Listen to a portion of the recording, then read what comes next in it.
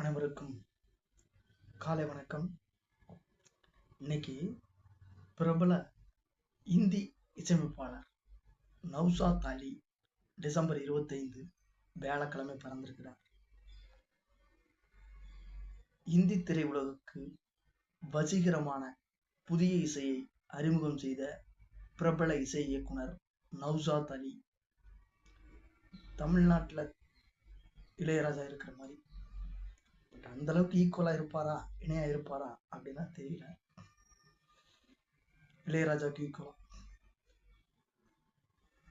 உத்தரப்பிரதேச மாநிலம் லக்னோவில் 1919 பிறந்தார். தந்தை நீதிமன்ற குமஸ்தா.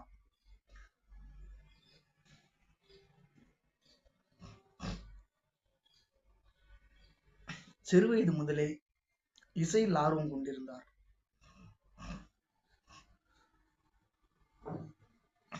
இசைக்கருவிகள் விற்கும் கடையை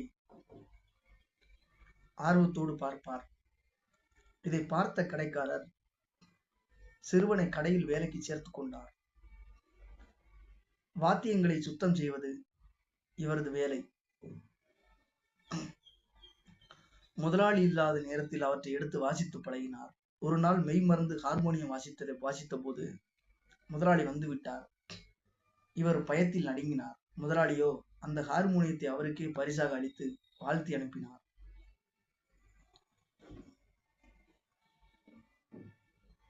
உஸ்தாத் உமர் அன்சாரியிடம் சங்கீதம் கற்றார். தந்தைக்கு இதில் விருப்பம் இல்லாததால் பாட்டியின் ஆதரவுடன் இசை பயிற்சியை தொடர்ந்தார். நடுவே மெட்ரிக் வகுப்பிலும் தேறினார்.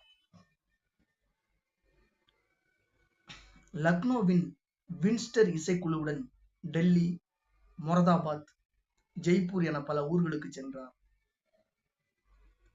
1935 இக்குழு கலைக்கப்பட்டது. சொந்த ஊர் திரும்ப விருப்பமின்றி மும்பை சென்றார்.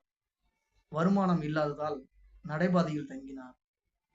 தீவிர முயற்சிக்கு பிறகு பாக்பான், கஞ்சன் போன்ற திரைப்படங்களில் இணை இசையமைப்பாளராக பணிபுரிந்தார். 1940 பிரேம் நகர் திரைப்படத்துக்கு இசையமைத்தார். அடுத்து வெளிவந்த ஸ்டேஷன் மாஸ்டர் திரைப்படம் வெற்றி பெற்றது. 1944 வெளிவந்த ரத்தன் திரைப்படம் இந்தி திரையுலகில் இவருக்கு தனி அடையாளம் தந்தது.